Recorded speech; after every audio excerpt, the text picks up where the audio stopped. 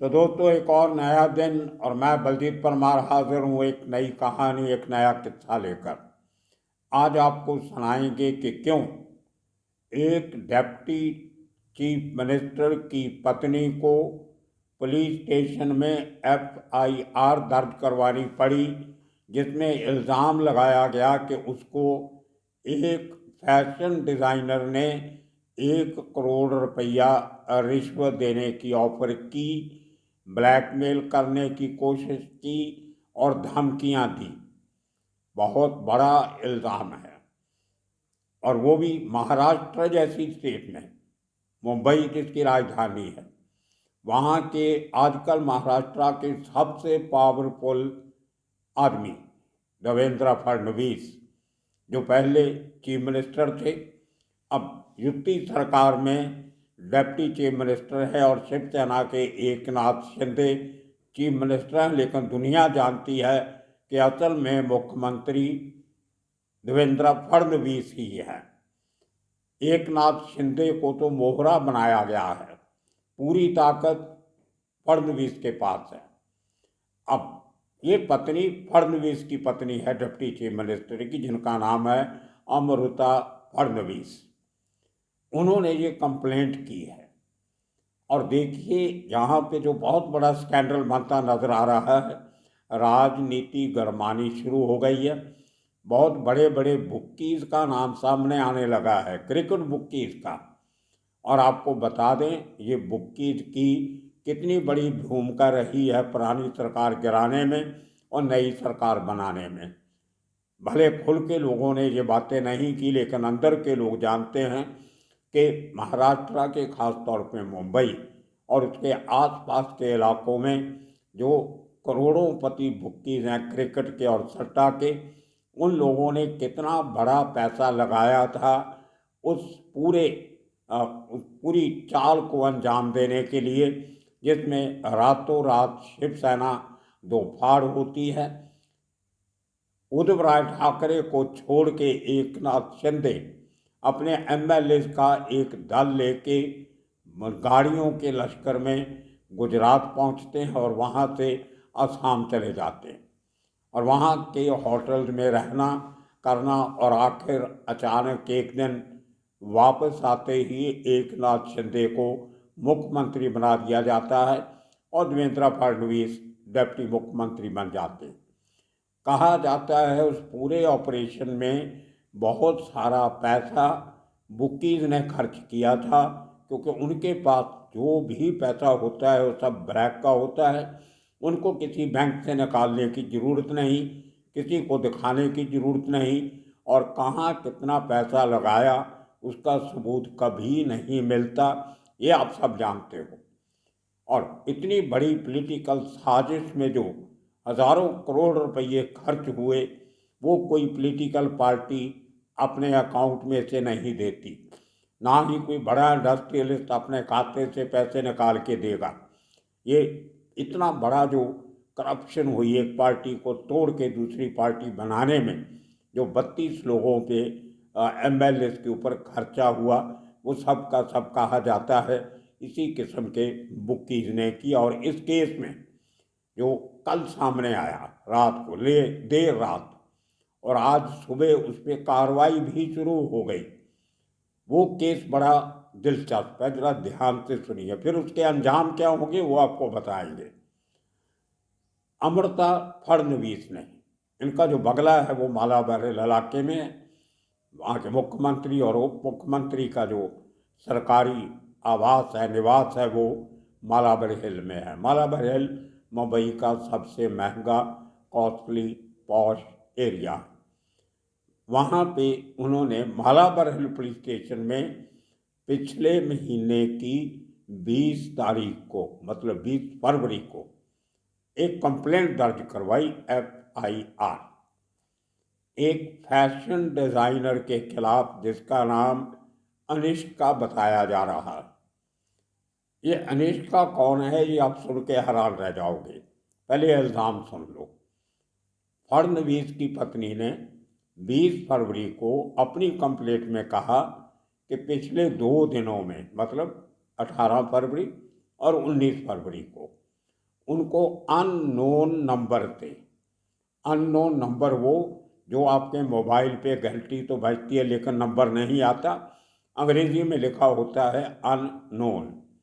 ये बहुत कम लोगों को मिलता है और पुलिस के एक डीआईजी रैंक के ऊपर के अफसर की सिफारिश के बिना नहीं मिलता। तो ये नंबर कहाँ से लिया गया? अगर हिंदुस्तान का नंबर है तो, अगर बाहर का है, आउट ऑफ कंट्री का, तो वो नंबर कैसे प्रोक्योर किया गया? ये बहुत बड़ी चुनौती थी। जहाँ शायद उस नंबर से फ़ोन किया ही नहीं गया हो, फ़ोन किसी और नंबर से किया गया हो, लेकिन वो नंबर छुपाने के लिए, जो अपने रिश्तों को छुपाने के लिए अननोन नंबर का हवाला दे दिया गया। और वो अननोन फ़ोन नंबर से जो धमकियाँ आई, जो बातचीत हुई, उसका भी कंप्लेंट किया गया। डिप्टी चीफ मिनिस्टर की पत्नी अमृता का कहना है कि एक लड़की पिछले 16-17 महीने से उनके टच में थी, अनुष्का। जब पहली बार मिली तो उसने बताया कि उसकी माता का देहांत हो चुका है और वो खुद मेहनत करके अपने परिवार का पालन पोषण कर रही है। काफ़ी पढ़ी लिखी, खूबसूरत, आर्टिकुलेट, बातचीत करने में बढ़िया और एक अपना स्टैंडर्ड मेंटेन करके रखने वाली लड़की ने अपने आप को इंट्रोड्यूस किया एज अ फैशन डिज़ाइनर। अब फैशन डिज़ाइनर मुंबई में बहुत आम चीज़ गिनी जाती है। जितना बड़े ऑफिसर हैं, बहुत सारे, बड़ी परसेंटेज उनकी आईएएस, आईपीएस, आईआरएस काडर के, इनकम टैक्स के, कस्टम के, सेंट्रल एक्साइज के, स्टेट एक्साइज के बड़े बड़े ऑफिसर जो हैं, उनमें से बहुत सारे लोगों की बीवियां या तो ड्रेस डिज़ाइनर हैं, या फैशन डिज़ाइनर हैं, या इंटीरियर डिज़ाइनर हैं। इसका मतलब आप समझाइए सीधा सा कि जो रिश्वत का पैसा वो डायरेक्ट नहीं लेना चाहते या लेने से डरते हैं, तो अपनी बीवियों के नाम से जो उन्होंने बिजनेस खोल रखे हैं, वहाँ से नकली किस्म की खरीदो फरोख्त करवाई जाती है। एक 50,000 का सोफ़ा 5 लाख में बेचा जाता है। वो 5 लाख का चेक आपके खाते में आ जाता है, आपकी बीवी की कंपनी के खाते में, और उस आदमी का काम उस बीवी के सरकारी अफसर पतिदेव कर देते हैं। तो ये एक बहुत पुराना एक मोडस ऑपरेंडाई है इन लोगों का। तो इस तरीके से फैशन डिज़ाइनर काफ़ी पहुँचे हुए माने जाते हैं। और अब इस लड़की ने डिप्टी चीफ मिनिस्टर की पत्नी से दोस्ती बनाई, हमदर्दी जताने के लिए घर का दुखड़ा रोया। और अमृता जी इतनी पढ़ी लिखी होने के बावजूद आईसीआईसीआई बैंक में बहुत बड़े ओहदे पर रही हैं। डिप्टी चीफ मिनिस्टर पहले उनके पति थे, सबको जानती हैं, पुलिस की, लॉ की, कानून की, दुनियादारी की, समाज की बहुत अच्छी उनको तजुर्बा है, नॉलेज है। उसके बाद भी वो एक यंग लड़की के चक्कर में आ गई। उस लड़की ने उनको कहा कि आप मेरे बनाए हुए, डिज़ाइन किए हुए जूते पहना कीजिए, मेरे डिज़ाइन किए हुए कपड़े पहनिए, और मेरी डिज़ाइन की हुई ज्वेलरी पहनिए, गहने पहनिए। और जो आप अपनी फंक्शन में जाते हो, असाइनमेंट्स पे जाते हो, वहाँ पे मेरे कपड़े पहनिए और मेरे ब्रांड को प्रमोट कीजिए। उससे मेरे बिजनेस में बढ़ावा होगा, मेरा बिजनेस और अच्छा चलेगा और मेरा परिवार सुखी परिवार बनेगा। ये बातें अमृता ने अपनी कंप्लेंट में कही। उसके बाद उन्होंने ये कहा कि बीच बीच में कभी कभी पिछले 16-17 महीने में वो लड़की अपने पिता की मजबूरियों की बात करती थी कि उसके पिता बहुत बुजुर्ग हो गए हैं, उनके ऊपर कुछ झूठे मुकदमे बनाए गए हैं, नकली मुकदमे, लोगों के कहने पे। आप डिप्टी चीफ मिनिस्टर की पत्नी हो, थोड़ा अपना असल सूख बता के मेरे पिता के वो केस खत्म करवा दीजिए किसी तरह से। तो इसको कोई अमृता का कहना है कि उन्होंने सीरियसली नहीं लिया। लेकिन जब इतने लंबे समय के बाद भी उस लड़की का काम नहीं हो रहा था तो उसने 1 करोड़ रुपया देने की ऑफर की अमृता को कि मैं आपको, मेरा पिता जो है, मेरे जो डैडी हैं, वो 1 करोड़ रुपया आपको देंगे और उसके साथ साथ जो बड़े बड़े बुकीज़ हैं मुंबई के, इंटरनेशनल बुकीज़, क्रिकेट का इंटरनेशनल लेवल पे धंधा करते हैं, बैटिंग का, उनके बारे में आपको जानकारी देंगे। जिन लोगों की वजह से मेरे पिता का नुकसान हुआ है, कम से कम वो काम आप करवा दीजिए, उन बुकीज़ के खिलाफ एक्शन करवा दीजिए। तो ये कंप्लेंट 20 तारीख को दर्ज होती है फरवरी की, लेकिन आने वाले 25 दिन उस कंप्लेंट पे कोई कार्रवाई नहीं होती है ना। हैरान करने वाला फैक्ट, एक डिप्टी चीफ मिनिस्टर की पत्नी की कंप्लेंट मालाबार हिल का posh important VIP police station, 25 दिन तक उस पर कोई कार्रवाई नहीं होती। 15 तारीख तक, मार्च की 15 तारीख मार्च को, मार्च 15 महाराष्ट्र का असेंबली का सेशन चल रहा है। सेशन में leader of the opposition Ajit Pawar ये मुद्दा उठाते हैं कि क्या ये सच है कि डिप्टी चीफ मिनिस्टर की पत्नी को एक एफआईआर करवानी पड़ी, कोई उनको ब्लैकमेल कर रहा था, धमकी दे रहा था और रिश्वत देने की कोशिश कर रहा था। तो डिप्टी चीफ मिनिस्टर ने सदन में ये बात मानी और जो ऑपोजिशन इल्ज़ाम लगाने की कोशिश कर रही थी कि इसके पीछे बड़ी साजिश हो सकती है, ये सिर्फ महज टिप ऑफ द आइसबर्ग है। ये एक बड़े स्कैंडल की छोटी सी कड़ी है। स्कैंडल बहुत बड़ा है। अपोजिशन एक्चुअली ये कहने की कोशिश कर रही थी कि उप मुख्यमंत्री की पत्नी किसी बड़े स्कैंडल में इन्वॉल्व है। अब ये बात जब खुली असेंबली में तो एक्शन शुरू होता है। रातों रात पुलिस की टीम्स तैयार की जाती हैं, इंक्वायरी ऑफिसर बनाए जाते हैं, मुंबई की क्राइम ब्रांच, मालाबार हिल का स्टाफ, उल्हासनगर की पुलिस और वहाँ का डीसीपी, स्पेशल ब्रांच के लोग, ये रातों रात तैयारी करके सुबह 6 बजे, आज 16 तारीख को सुबह 6 बजे उल्हासनगर की उस सोसाइटी में पहुंचते हैं, उस बिल्डिंग में पहुंचते हैं जिसमें इस लड़की का पिता, अनिष्का का पिता, जिसका नाम है अनिल जयसिंघानी, बहुत बड़ा बुक्की है, अपने ज़माने का आज भी है और काफ़ी एजड है, उम्र अच्छी है उसकी, लेकिन बहुत एक्टिव है और पिछले 7 सालों से फरार है। पुलिस ढूंढ रही है उसको, एनफोर्समेंट डायरेक्टोरेट ढूंढ रही है, इनकम टैक्स ढूंढ रहा है, मुंबई पुलिस उसको ढूंढ रही है पुराने केसेस में। लेकिन मालाबार हिल पुलिस स्टेशन 25 दिन इस कंप्लेंट पे क्यों चुप करके बैठा रहा, ये किसी को समझ में नहीं आया। लेकिन आज सुबह 6 बजे जब उसके घर पहुंचते हैं तो पूरी बिल्डिंग को, सोसाइटी को सील कर दिया जाता है। किसी को अंदर नहीं आने दिया गया, किसी को बाहर नहीं जाने दिया गया। सुबह सुबह जो लोग दूध की, सब्जियों की सप्लाई लेके घरों में आते थे, न्यूज़पेपर वेंडर दूसरे, किसी को अंदर नहीं आने दिया गया, किसी को बाहर नहीं जाने दिया गया। पुलिस को शक था कि अनिल जयसिंघानी बहुत शातिर और चालाक किस्म का आदमी है, वो अपना घर छोड़ के किसी और घर में भी छिप सकता है।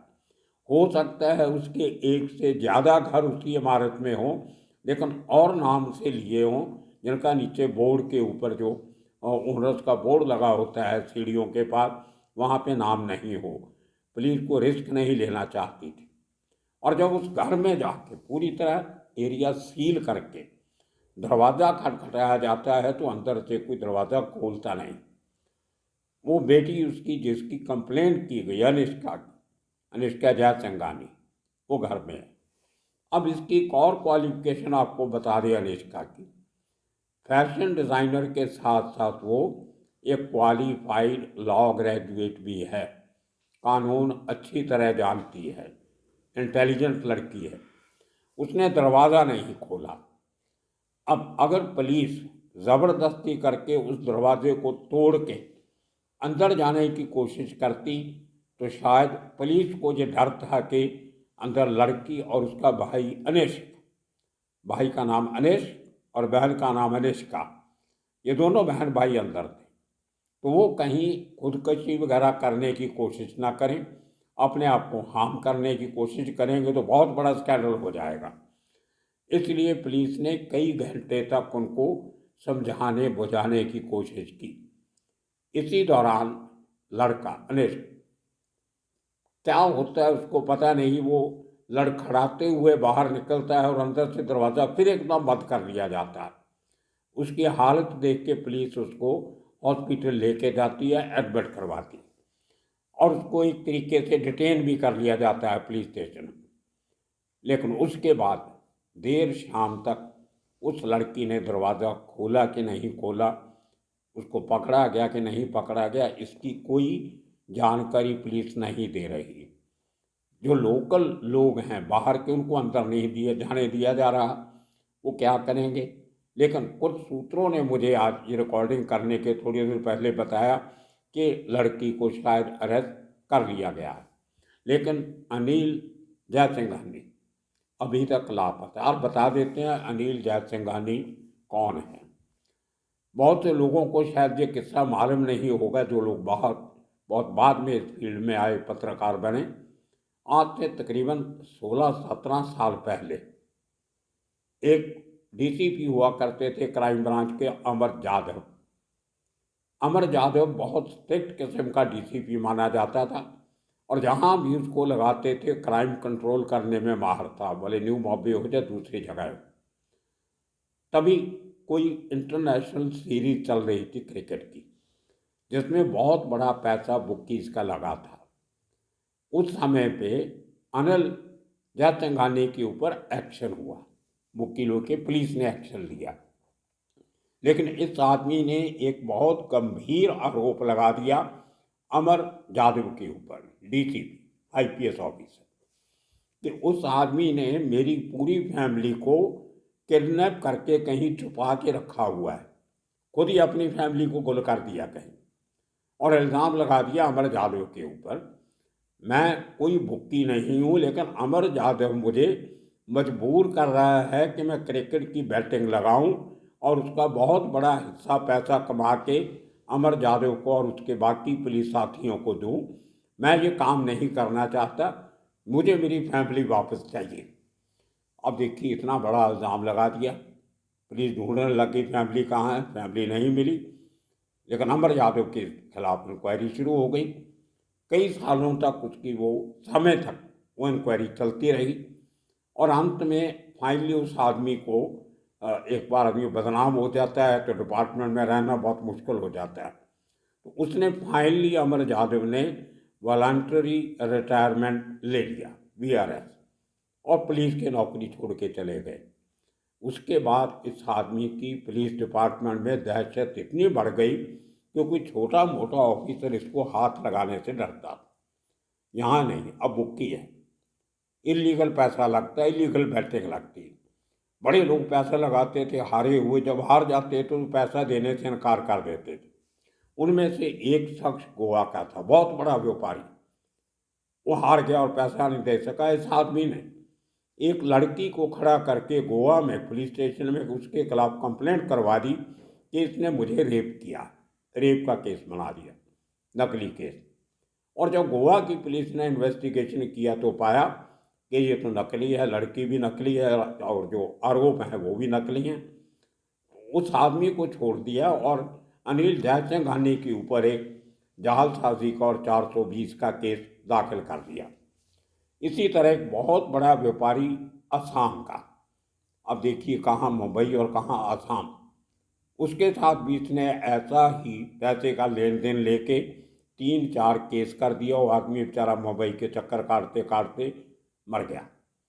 इसी तरह एक केस जम्मू कश्मीर में, सिमिलर मोडस ऑपरेंडी, वहाँ के किसी आदमी से पैसे लेने थे, उसके खिलाफ भी बहुत सीरियस इल्ज़ाम लगा के उसके खिलाफ केस कर दिया। तो बहुत सारे लोग जिनसे इसने पैसे लेने होते थे उनके खिलाफ झूठे केस कर देता और ये दुनिया को बताता था कि मैंने बुक्की का काम छोड़ दिया है। मैं ये काम नहीं करता, लेकिन मैंने जब बुक्की से बात की आज और कल रात को, सब ने कहा कि वो कहाँ है किसी को पता नहीं, लेकिन उसके नाम से धंधा चालू है, अभी तक बुक्की का काम करता है। अब देखना ये होगा कि उस आदमी ने अपने आप को इन केसेस से बचाने के लिए, जो उसके खिलाफ रजिस्टर हुए 6-7 केस हैं, 420 के और दूसरे केस बड़े नहीं हैं, लेकिन पुलिस के पकड़े जाने का डर है। जेल में जाएगा तो धंधा बंद हो जाएगा, भागता जहाँ भी बैठेगा मोबाइल फ़ोन से और एक लैपटॉप से अपना धंधा करता रहेगा, 2 लड़के साथ में बैठा के। वो चाहता था कि उसके केस वापस हो जाए, इसीलिए उसने इस सरकार को बनाने में बहुत सारा बड़ी अमाउंट खर्चा किया, इन्वेस्टमेंट किया। वो पैसा वापस नहीं आ रहा था, उसने वापस लेना भी नहीं था, लेकिन कुछ ऐसी मांग रखी होगी, शर्तें रखी होगी कि मैं आपको पैसा देता हूँ, मेरे केसेस वापस ले लेना। अब वो केस वापस हो नहीं रहे थे, इसलिए इस आदमी ने इतनी बड़ी, पहली सरकार से भी इसकी बहुत बड़ी लेन देन था, और जो नई सरकार बनी उसके साथ भी बहुत इसके नज़दीकी रिश्ते थे। और अब देखिए कि अगर दाल में कुछ काला नहीं होता तो पिछले महीने की 20 तारीख पे को लिखाई गई FIR पे 25 दिन तक एक्शन क्यों नहीं हुआ? कहीं कोई सेटलमेंट की बात चल रही थी या बीच बचाव करने की बात चल रही थी कि बड़ा स्कैंडल खुल के सामने नहीं आए, इसलिए उसको प्रेशर डालने के लिए जो FIR की गई?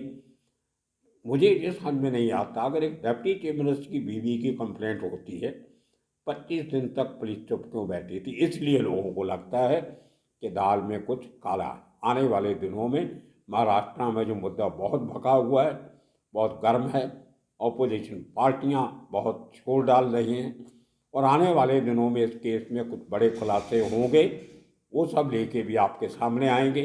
तब तक के लिए आप सबका बहुत बहुत शुक्रिया, धन्यवाद।